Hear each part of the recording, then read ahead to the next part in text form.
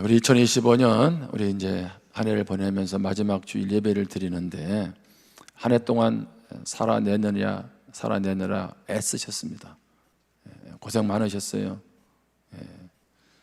특별히 몸된 교회를 또 세워가기 위해서 묵묵히 헌신의 자리를 지켜주신 우리 성도님들에게 감사를 드립니다.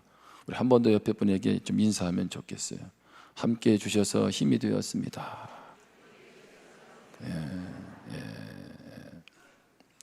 제가 이제 새벽에 이렇게 이제 기도를 하면서 한 해를 뒤돌아보게 되잖아요.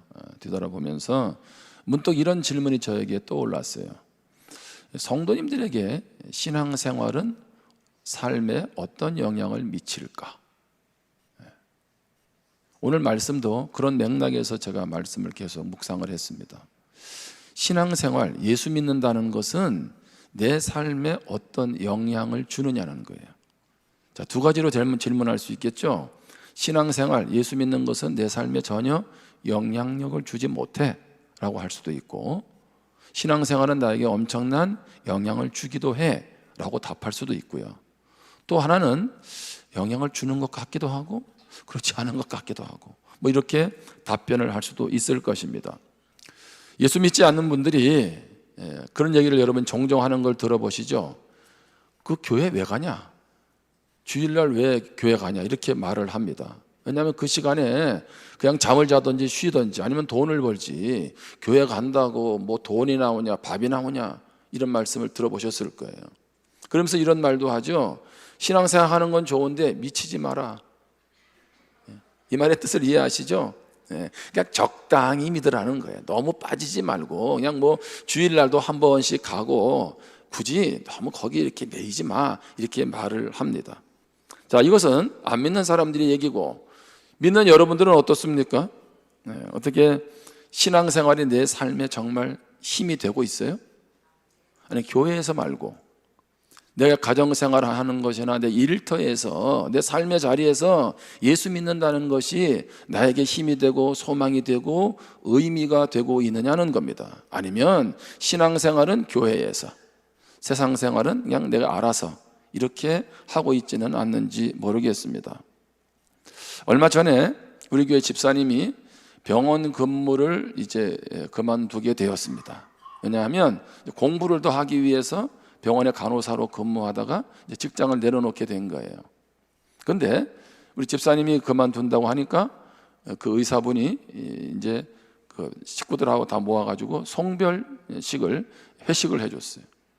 근데 이 의사분은 그 병원에서 깐깐하기로 소문이 난 분이에요. 그래서 아무도 그분하고 같이 일하고 싶지 않아요. 근데 우리 교회 집사님이 간호사로서 그분과 함께 일을 했던 거예요. 자, 근데 이분이 그 마지막 성별 회식을 하면서 뭐라고 얘기하냐면, 이분은 예수를 안 믿는 분인데 앞으로 나는 직원을 뽑을 때에 기독교인을 뽑겠다, 그렇게 말을 했어요. 누구 때문에? 부산교회 집사님 때문에. 이럴 때만 부산교회 집사라고 하세요. 아시겠어요? 그래도 성도라는 얘기는 상대방에게 선한 영향력을 줄 때 성도지 악영향을 주면 안 되잖아. 제가 그 말을 듣고요, 너무 감사했어요. 다들 싫어해, 힘들어해. 그런데 그런 가운데서도 자기 일을 묵묵히 잘 해내고 또 그분을 잘 섬겨주니까, 그분은 예수 믿는다 소리는 안 했지만 나는 직원 뽑을 때 예수 믿는 사람 뽑을 거야, 이렇게 말을 했다는 거죠. 신앙은 내 삶과 별개가 되어서는 안 됩니다. 여러분, 예수 잘 믿으면, 예수님이 어떤 분인지를 알면 가정이 행복해집니다. 아멘? 왜 그래요? 예수님 닮아서 가족들을 돌아보는데 어떻게 가정이 행복하지 않나요? 예수 잘 믿으면 내가 속한 직장이 달라집니다. 아멘? 그렇잖아요. 예수 믿는 사람으로서 거기 있는 사람들을 섬기는데 어떻게 직장 분위기가 냉랭하겠습니까? 여러분, 예수 믿는 사람이 대한민국에 많아진다는 얘기는 대한민국 사회가 밝아진다는 얘기고 미래가 있다는 얘기입니다. 아멘? 여러분, 그런 의미를 담고 있는 거예요. 그래서 신앙생활은 내 삶의 축복이지, 지난 며칠 전에 또 성탄 예배 드렸는데 오늘 주일 예배 드려야 되고, 또 며칠 뒤에 또 송구영신 예배까지 와야 되고, 이렇게 피곤한 게 아니라고. 이게 의무감과 힘든 것이 신앙생활이 아니라는 얘기예요. 니제이 굽타라는 분이 기독교 로마를 뒤흔든 낯선 종교라는 책을 썼습니다. 기독교 로마를 뒤흔든 낯선 종교. 자, 그 책의 내용은 뭐냐면 1세기에 기독교인들을 사람들이 뭐라고 불렀냐면 이상한 사람들이라는 거예요. 1세기 기독교를 이상한 기독교라고 불렀다는 거죠. 자, 왜 이런 말을 들었을까요? 로마인들의 관점에서 보면, 그 책에 보면 그 당시에 기독교는 신전이나 사제나 신상이 없었습니다. 십자가에 못 박힌 시골 마을 출신 유대인 예수님을 공경했습니다. 자, 기독교인들은 성스러운 전설, 경전조차 없었습니다. 아직 성경이 다 만들어지지 않았잖아요. 자, 서로를 형제와 자매라고 불렀습니다. 자, 기독교인들은 의도적으로 자신들의 종교 관행을 널리 전파하려고 했습니다. 무슨 얘기입니까? 예수님 믿으라고 전했다는 거예요. 자, 로마 종교에서 찾아볼 수 없는 사랑을 강조했습니다. 여러분, 우리는 요즘 사랑 이게 익숙하다고 생각하지만, 자, 로마 종교에서는 사랑이란 단어는 찾아볼 수 없었다는 거예요. 그런데 그리스도인들은 희생과 헌신과 섬김과 배려가 있었다는 거예요. 자, 신앙 때문에 죽음을 맞이하면서도 두려워하거나 원망하지 않았다는 겁니다. 여러분, 우리가 코로나를 지나면서 얼마나 많은 힘든 시간을 보냈었잖아요. 자, 중세시대에 또 그 이전에 초대교회에도 이런 흑사병이나 많은 몹쓸 전염병이 있었잖아요. 그런데 그런 몹쓸 전염병이 있을 때마다 기독교는 놀랍게 부응했습니다. 왜 그랬을까요? 전염된다고, 시체나 잘못 건드렸다간 죽는다고 모든 사람들이 그렇게 하고 있을 때 그리스도인들은 그 시체를 묻어주었어요. 그런 사람들을 돌봐주었어요. 그러니까 그들의 눈에 볼 때는 그리스도인들은 이상한 사람들이, 기독교는 이상한 종교라는 거죠. 자, 사도행전에도 보면 이런 말씀이 있어요. 사도행전 2장 44절에 보면 믿는 사람이 다 함께 있어 모든 물건을 서로 통용하고, 믿는 사람들이 모여 있어요. 그럴 수 있어요. 근데 어떻게 해요? 네 물건 내 물건 없이 서로 나눈다는 거예요. 자, 45절에 또 재산과 소유를 팔아 각 사람의 필요를 따라 나눠주며, 아니 어떻게 번 돈인데 그걸 팔아가지고 어려운 사람들을 돌아보고 있는 거죠. 자, 46절에 날마다 마음을 같이하여 성전에 모이기를 힘쓰고 집에서 떡을 떼며 기쁨과 순전한 마음으로 음식을 먹고, 성전에도 모이더니 집에서도 모이기를 힘쓰는데 그들 모습에 무엇이 살아있어요? 기쁨의 모습이. 자, 그러면서 47절에 또 모여서 뭐합니까? 하나님을 찬송하는 거예요. 하나님을 찬미하며 온 백성에게 무엇을 받으니? 칭찬을 받으니 주께서 구원받는 사람을 날마다 더하게 하시니라. 자, 예수 안 믿는 사람들이 가만히 보니까 이상한 거예요. 이 사람들은 서로 모이고 서로 사랑하고 서로 돌봐가지고 신앙 때문에 핍박을 받는데도 불구하고 그것 때문에 두려워하지 않고 더 믿음 안에서 돌아보는 거죠. 그런데 그들의 삶을 가만 보니까 다른 사람하고 달라요. 이상하다는 얘기는 사랑하고 섬기거든요. 그러니까 어떻게 해요? 그 사람들이 예수 믿는 사람을 칭찬하는 거야. 이야, 예수 믿는 사람 다르다. 누가 말하지도 않았는데. 그러니까 어떻게 해요? 예수 믿는 사람들이 날마다 늘어나기 시작했어요. 왜? 나도 저런 예수 믿는 사람들처럼 한번 살아봐야지. 저기에는 뭐가 있는데 저렇게 사람들이 우리와 다르지? 여러분, 그리스도인의 삶은 세상 사람들과 달라야 돼요. 아니요, 당연히 다릅니다. 어떻게 예수 믿는데 예수 믿기 전과 똑같이 말하고 함부로 말하고 불평하고 원망하는 말 일삼고 남을 이간질시키고 온갖 죄악을 저지를 수 있나요? 여러분, 그분 그리스도인 아니에요. 그리스도인은 그럴 수 없어요. 물론 그리스도인도 원망할 수 있죠. 그리스도인도 남 비방할 수 있죠. 그러나 그것이 습관적으로 늘 일상이 될 수는 없습니다. 왜? 예수 그리스도가 내 안에 있는데 그럴 수 없는 거예요. 삶에서 그리스도가 드러나니까 믿지 않는 사람들이 몰려오는 거죠. 왜 오늘날 많은 사람들이 주께로 나오지 않을까요? 그리스도인들이 그리스도인답지 못해서 그렇죠. 저분도 지금 경제적으로 어려울 텐데, 삶이 힘들 텐데 왜 저렇게 기뻐하지? 왜 저렇게 힘이 있지? 왜 저렇게 소망이 있지? 왜 저렇게 긍정적이야? 왜 그래? 그러면서 관심을 갖고 예수 믿는 게 당연한 거 아닌가요? 아무리 우리가 입으로 예수를 믿으라 해도 내 안에서 그리스도의 향기가 나오지 않는데 누가 예수를 믿습니까? 여러분, 기독교가 지금 쇠퇴하고 있나요? 아니요. 정확히 말하면 복음은 문제 없어요. 믿는 우리가 믿는 사람답지 못한 게 문제죠. 그러니 예수 믿으나 안 믿으나 별 차이가 없는 거예요. 한 일간지에 이렇게 헤드라인 기사가 실렸어요. 사람이 외롭습니다. 사람이 외롭습니다. 무슨 얘기입니까? 한국 사회는 지금 관계 빈곤의 시대를 맞이하고 있어요. 관계 빈곤의 시대. 경기도 고양의 한 아파트에 사는 30대 후반 직장인이 글에 실렸는데 뭐라고 했냐면, 이 사람은 집에 있는데 밖에서 문 여는 소리가 들리면 문을 안 연대요. 밖에서 문 여는 소리가 들리면. 왜? 나가서 그 사람하고 무엇하지 않으려고, 마주치지 않으려고. 집에서 꽤 산지가 되었는데 앞에 어떤 젊은 부부가 산다는 정도만 알지 대화한 적이 없답니다. 사람이, 자기 집 앞 사람이 엘리베이터 타는 소리가 나면 그때 집을 나간대요. 문 밖에 나간다는 거예요. 그리고 이번에 얘기해요. 나는 마주치면 고개도 끄덕이고 싶지 않다. 내 생활에 타인이 들어오지 않으면 좋겠다. 생활 패턴 드러내고 싶지 않다. 나는 뭐예요? 나 혼자만. 한마디로 말하면 타인은 지옥이 된 시대입니다.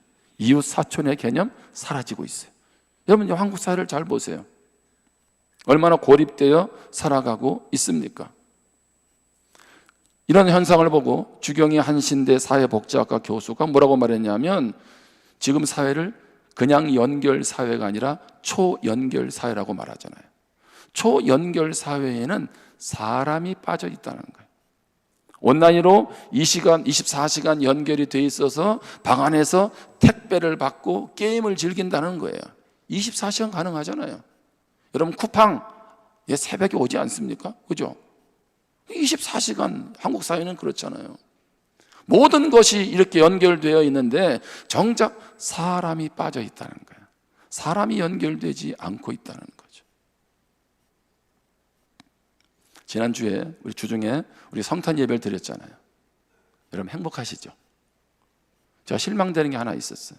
우리 하은이, 나은이가 항상 이렇게 일관되지 않았는데 이번엔 일관됐다는 거지. 누군지도 모르시죠? 우리 쌍둥이 있어요. 항상 많이 컸더라고. 많이 컸어. 여러분, 근데 유치부 아이들 앞에서 다 율동할 때 너무 예쁘지 않았어요? 우리 집 아이가 아니라서 별로 안 예뻤어요? 예쁘잖아요. 그리고 막 청소년들 나와가지고 막, 그쵸?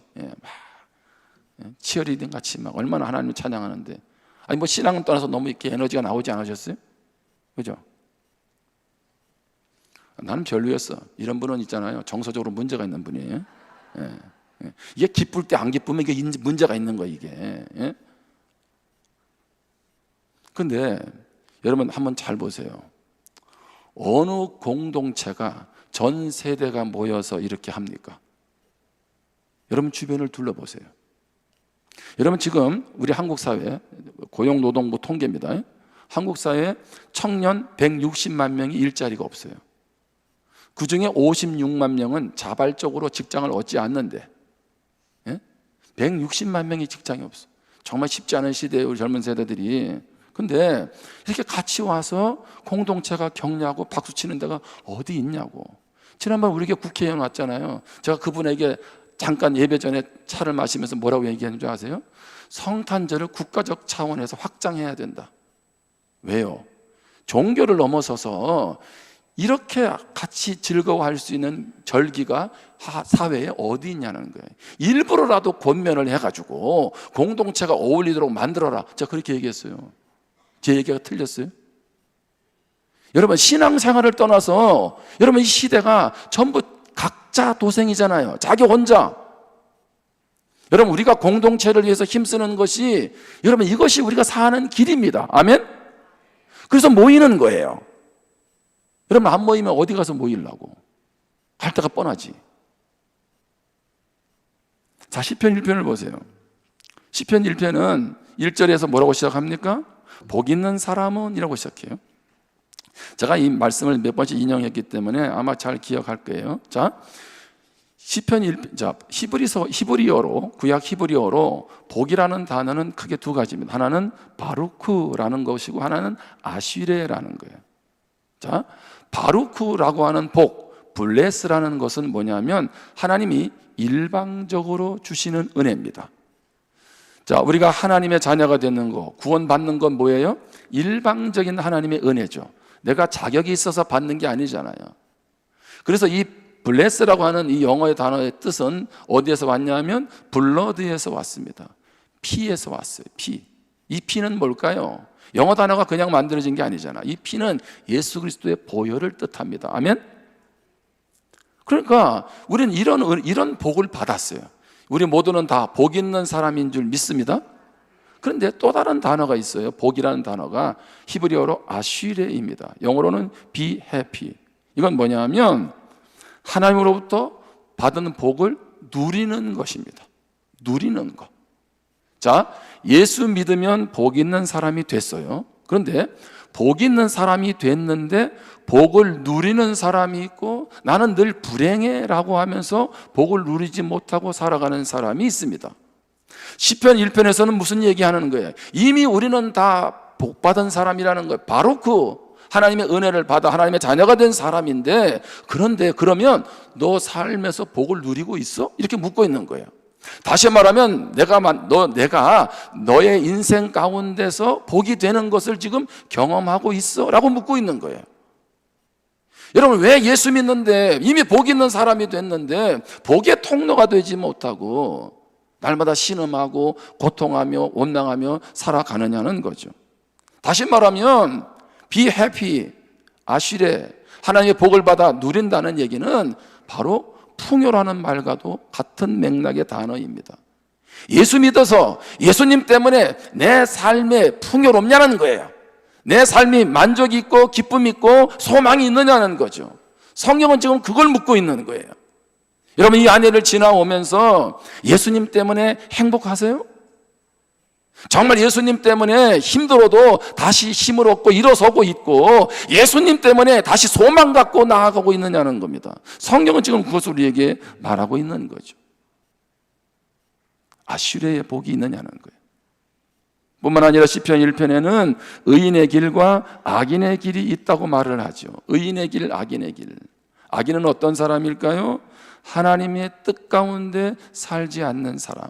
물론 주님을 믿지 않는 사람도 포함이 되겠죠. 악인의 길은 마치 무엇과 같아요? 바람에 나는 겨와 같다는 거죠. 그런데 의인의 길은 뭐라고 얘기합니까?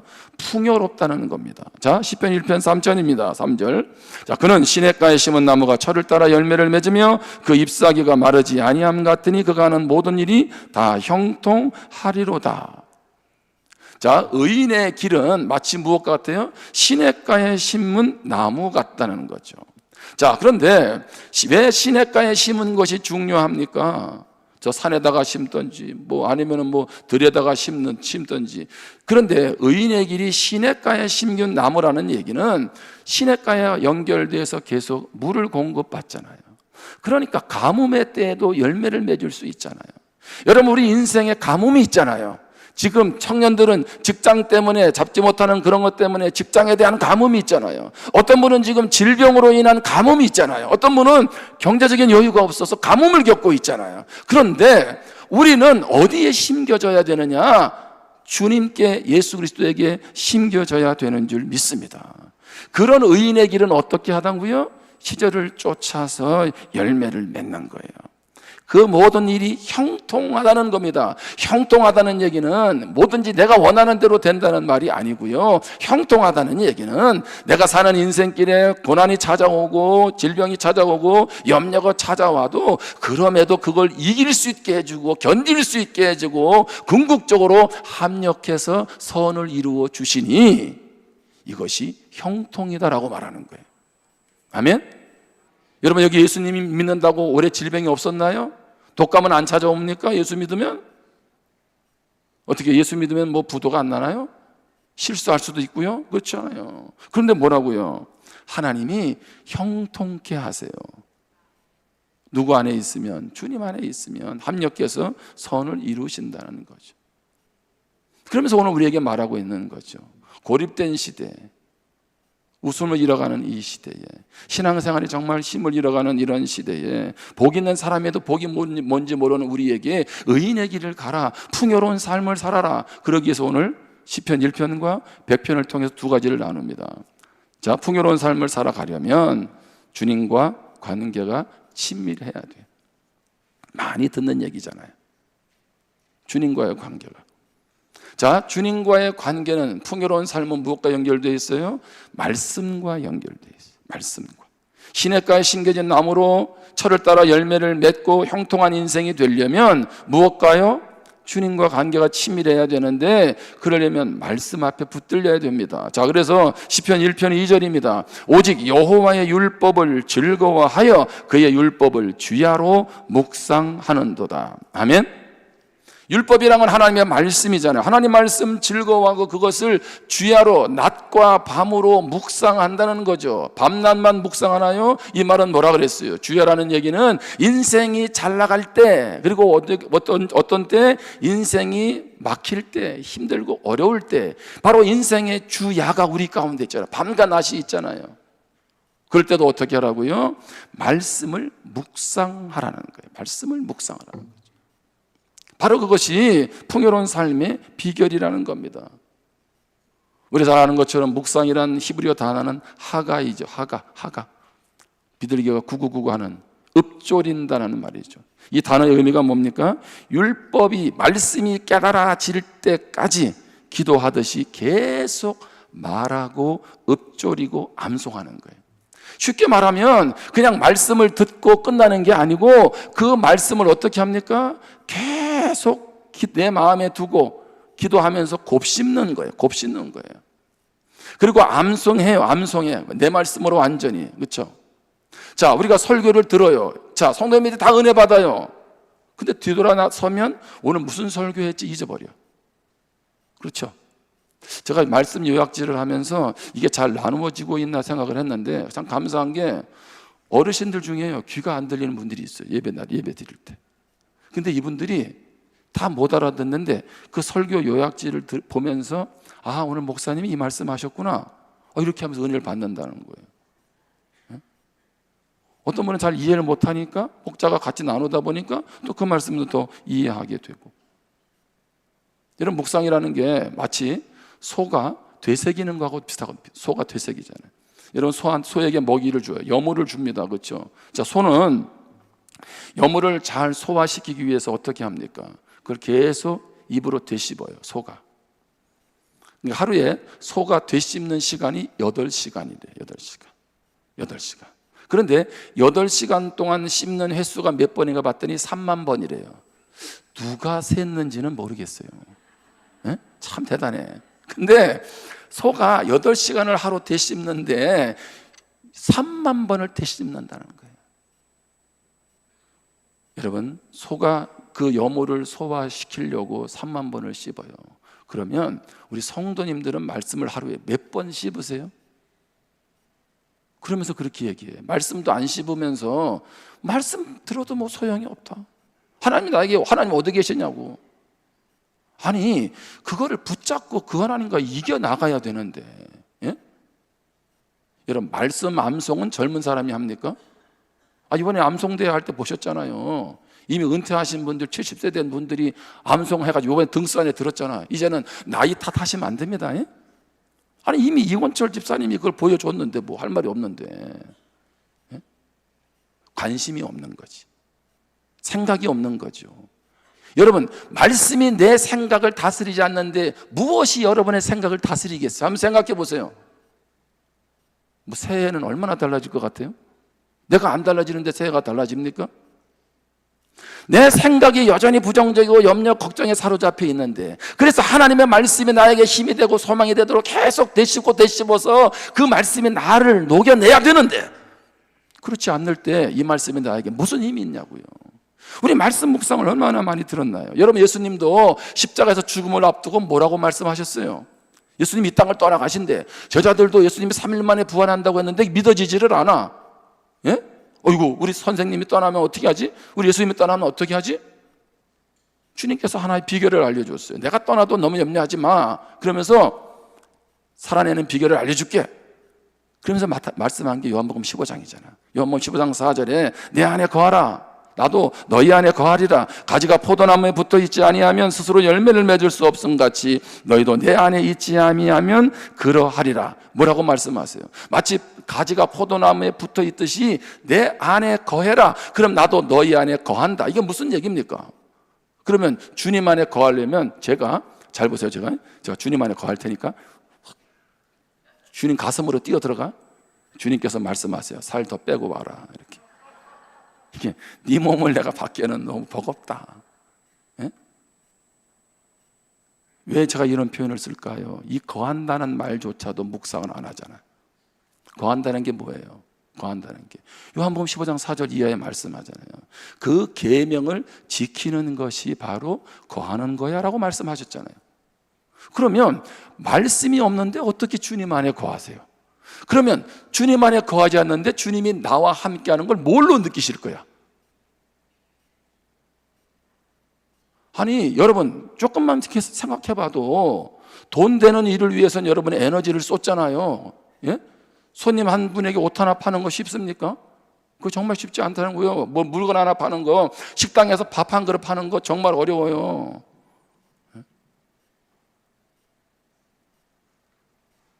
얼마나 진액을 쏟냐고, 진액을. 그래도 내가 원하는 만큼 얻을까 말까인데. 마찬가지로 주님이 내 안에 거하겠다고 약속하셨잖아요. 거하려고 그래서 장막 쳐가지고 오신 게 그게 성탄이잖아요. 그런데 왜 그 말씀을 묵상하지 않냐고, 왜 기도하지 않냐는 거죠. 말씀과 기도로 나아갈 때, 아, 주님이 나의 삶을 이렇게 인도하고 계시네, 나를 위로하시네, 나에게 힘 주시네, 경험하게 되는 줄 믿습니다. 여러분, 이번 아모스 말씀 축제가 그냥 또 뭐 연초가 돼서 하는 성경 뭐 공부 이렇게 생각하시면 안 돼요. 여러분, 우리 교회에서 연초마다 이렇게 성경 한 권을 다 공부하잖아. 여러분, 이런 교회 몇 교회 없어요. 그러면 기를 쓰고 해야지. 아멘? 아니, 말씀을 가르쳐 주겠다는데 왜 안 옵니까? 그 책 10,000원, 13,000원 뭐가 아깝냐고. 기를 쓰고라도 어떻게 해요? 배워야지. 왜? 그 말씀이 나를 살린다고 했으니까. 그래서 말씀을 알아야 그 말씀을 가지고 뭐 붙잡고 암송을 하면서 묵상하면서 씹을 거 아니겠어요? 뜻도 모르는데 엉뚱하게 씹었다가는 그렇게 이단되는 거 아니에요? 말씀을 제대로 알아야 되잖아요. 그러면 한국에서 최고로 구약을 잘 가르치는 차준희 교수님을 모시고 오면 와야죠. 아멘? 다른 거 다 뒤로 하고 그래서 말씀 앞에 서야지. 말씀이 내 삶을 지배하지 않으면 여러분, 무엇이 여러분의 인생을 지배하기를 원하세요? 자, 그러므로 말씀과 기도라는 건 뭐예요?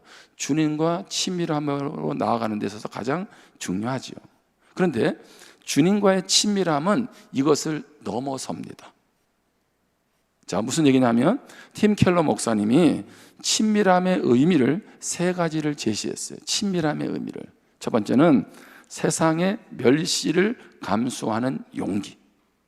주님과 친밀한 사람은 나하고 주님하고 은혜 안에 거한다는 이 말은 무슨 얘기예요? 나하고 하는 주님과의 관계만 좋다는 게 아니라 세상에서 예수 믿다가 조롱당하고 멸시받을 수도 있지만 당당하게 믿음으로 나아가는 거, 이게 친밀함이라는 거. 두 번째, 내가 결정할 권리를 내려놓는 용기입니다. 예수 믿기 전에는 내가 모든 것을 내가 이무대로 결정했다면 예수님과 친밀하다는 건 뭐예요? 내 인생의 주도권을 주님께 맡기는 거예요. 자기의 부인에는 나를 부인하고 내 주장을 내려놓고 어떻게 해요? 항상 주님께 초점을 맞추는 거죠. 이게 주님과 친밀한 사람의 나타나는 모습이라는 거예요. 여러분, 주님과 친밀하지 않는데 어떻게 내 인생을 맡길 수 있나요? 불가능하죠. 뿐만 아니라 세 번째, 내가 죄인임을 인정하는 용기입니다. 죄인임을 인정하는 용기. 마태복음 1장 21절에 보면 아들을 낳으리니 이름을 예수라 하라. 이는 그가 자기 백성을 그들의 죄에서 구원할 자이심이라 하니라. 아멘. 예수님은 사랑하기에 오셨죠. 예수님은 우리에게 능력 주세요. 근데 그보다 우선순위가 뭘까요? 주님은 우리를 용서하러 오셨어요. 아멘. 여러분, 그래서 우리가 주님 앞에서 용서받는다는 게 얼마나 큰 축복인가요? 여러분, 풍요로운 삶 살아가시기를 축복합니다. 그러기 위해서 어떻게 해요? 주님과의 관계를 다시 한번 신경 쓰시죠. 내가 말씀을 얼마나 깊이 내 삶의 중심에 두고 있는지, 얼마나 주님과 관계하고 있는지. 또 한 가지는요, 감사함으로 주님께 나아가세요. 감사함으로. 이게 시편 100편의 내용입니다. 시편 100편은 여호와께 즐거운 찬송을 부르라고 권면합니다. 자, 100편 4절입니다. 감사함으로 그의 문에 들어가며 찬송함으로 그의 궁정에 들어가서 그에게 감사하며 그의 이름을 송축할지어다. 자, 성전에 들어가는 모습을 마치 왕궁에 들어가는 모습으로 비유합니다. 자, 궁정에 들어가는데 어떻게 들어가요? 감사함으로 그 문에 들어가고, 찬송함으로 그 문에 들어가고, 감사함으로 그 이름을 송축할지어다. 풍요로운 인생이 되는 비결은 감사에 있습니다. 아멘. 내가 지금 인생이 풍요로운지 안 풍요로운지는 여러분의 입술을 보시면 압니다. 내가 지금 요즘에 무슨 말을 많이 하고 있는지. 감사의 원래 사전적인 단어의 뜻이 뭔가요? 고마움을 나타내는 인사입니다. 자, 감사의 사자는 마치 활로 화살을 쏘는 거예요. 활로 쏘는 거. 이게 감사입니다. 한자 사자 뜻이. 자, 그 말은 뭐냐면 감사는 생각이나 느낌이 아니라는 거예요. 어떻게 해요? 표현하는 거예요. 뭐 꼭 말로 해야 돼? 경상도 스타일로? 다 말 안 해도 다 알지. 몰라요, 몰라. 에? 모른다고. 그러니까 뭐 하라고요? 감사는 말로 표현해야 돼. 그래서 감사를 명사라고 하지 않고 동사라고 합니다. 동사. 동사는 움직이는 거예요. 얘가 예전에 한번 그런 표현을 했어요. 감사를 느끼지만 표현하지 않는 건 뭐하고 똑같으냐 하면 선물을 포장해 놓고 주지 않는 거. 선물 포장해 가지고 줘야지 상대방이 그걸 알 거 아니야. 안 주는 거. 그게 뭐예요? 감사 표현하지 않는 거라고. 한번 따라하겠습니다. 감사하면 풍요로운 인생 살아갈 수 있다. 아멘. 존 템플턴 재단에서 감사의 과학 보고서를 내었습니다. 이건 이거 성경에 있는 얘기 아니에요. 남들이 하는 얘기예요. 근데 감사하는 사람들이 삶의 만족도, 행복감이 높다는 거예요. 그러면서 감사가 뇌에 미치는 영향을 연구했어요. 연구해 봤더니 감사를 표현하면 신경 전달 물질인 도파민하고 세로토닌이 분비된대. 도파민하고 세로토닌이 감사할 때 분비가 되면 기분이 좋아지는 거예요. 아시겠어요? 기분이 좋아지는 거예요. 내적인 행복감을 느끼게 한다는 거예요. 근데 이걸 계속 하잖아요. 그럼 이게 계속 증가가 된대요. 그러면서 뇌의 신경회로를 긍정적으로 강화시켜 준대요. 그리고 나서 우리 안에 영구적인 감사가 늘어난다는 거예요. 그래서 우리 뇌를 감사하는 뇌로 바꾸어 버린대요. 다시 얘기합니다. 이거 제가 얘기한 거는 과학적 근거로 얘기하는 거예요. 성경에는 이 얘기 없어요.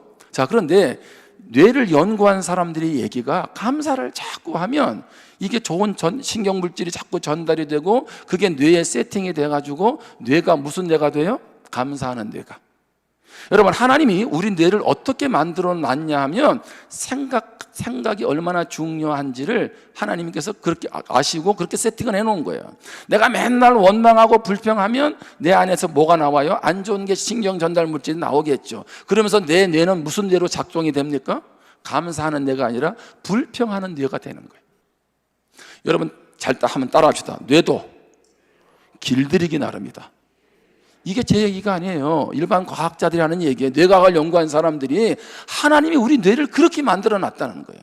왜 나는 입에서부터 툭 튀어나오는 말이 안 된다, 불평한다, 뭐가 될 거야, 내년에 뭐가 달라지겠어, 힘들어, 이런 얘기가 왜 먼저 나오냐? 이미 뇌가 그렇게 세팅이 된 거예요. 근데 하나님은 우리 뇌를 그렇게 세팅하지 않았다고요. 너는 얼마나 복 있는 사람인데, 너는 얼마나 복을 누리며 살아갈 수 있고 또 다른 사람에게 복을 줄 수 있는 사람인데, 그런 어마어마한 DNA를 예수 그리스도 안에서 주었는데 왜 우리는 자꾸 그런 것들로, 안 좋은 생각들로 내 뇌를 세팅시키냐는 거죠. 예수 안 믿는 사람도 뇌를 어떻게 다스리느냐에 따라서 감사하는 뇌가 된다라고 하는데 왜 우리는 하나님이 주신 이 뇌를 엉망진창으로 만들어 버리냐는 거죠. 얼마나 가슴 아픈 얘기입니까? 중요한 얘기는요, 감사는요, 스트레스를 풀어준대요. 감사하면 자율신경계가 회복된답니다. 이게 무슨 말인지 아세요? 자율신경계. 자율신경계가 무너지니까 우울증, 염려, 불안, 초조 이런 데 사로잡히는 거 아니에요? 근데 감사하면 자율신경계가 좋아진대. 그런 사람 중에 얼굴이 봐도 저 같은 얼굴 아니겠어요? 감사하니까. 감사하면 10년 젊어질 줄 믿습니다. 뭐 아멘 하는 분들만 어쨌든. 여러분, 성경이 뭐라 그랬어요? 하나님이요, 우리 뇌를 만드셨잖아요. 하나님 뭐라고 하셨어요? 데살로니가전서에서 범사에 감사하라고. 이거 기가 막힌 얘기예요.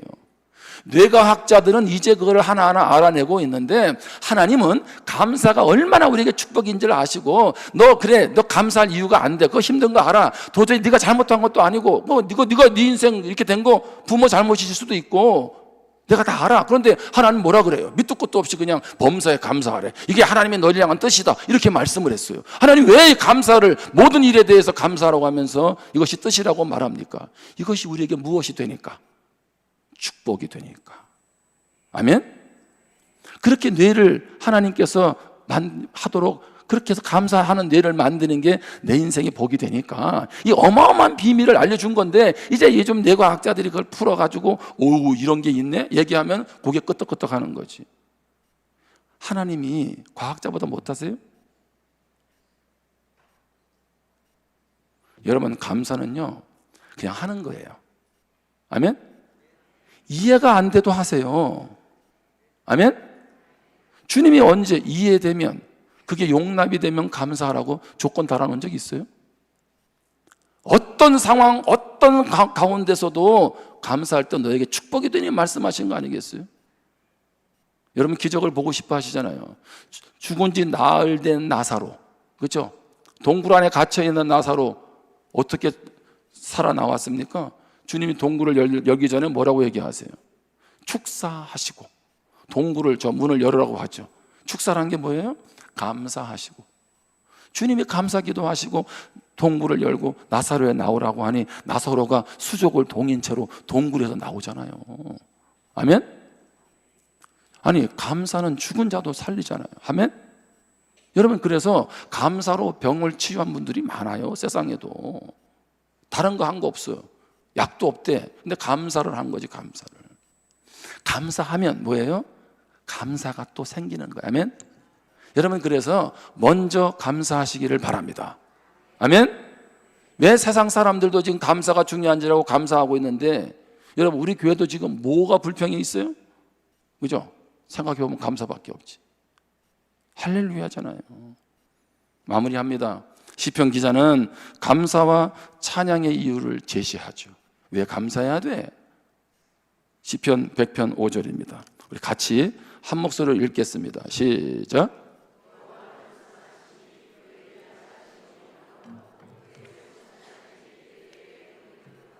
아멘. 이 말씀이 미가서의 결론이기도 하잖아요. 오늘 말씀에 보면 하나님은 어떠세요? 선하세요. 자, 선하다는 얘기는 하나님이 천지를 창조했을 때 보시기에 좋았다, 토부라는 얘기. 하나님은 선하세요. 단순히 선하다는 의미가 아니라 창조하고 백성들을 구원하고 우리를 돌보시는 하나님, 그 하나님은 어떤 분이세요? 선하신 하나님이세요. 변덕이 죽을 듯 해가지고 어느 날 우리의 모습을 보고 마음을 확 바꾸시는 그런 하나님이 아니라고. 따라합시다. 하나님은 항상 선하시다.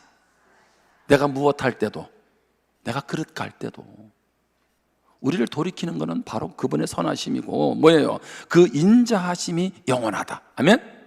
이게 우리가 아는 인자라는 건 헤세드, 하나님의 변하지 않는 지속적인 사랑. 이야, 한번 생각해 보세요. 여러분, 가족들도 상황에 따라서는 막 사랑이 식고, 그렇죠? 막 그렇게 하는데 하나님은 어떻게 하세요? 그 인자가, 그 사랑이 영원하대. 예? 지속적이라는 거예요. 변하지 않는 사람 보셨어요?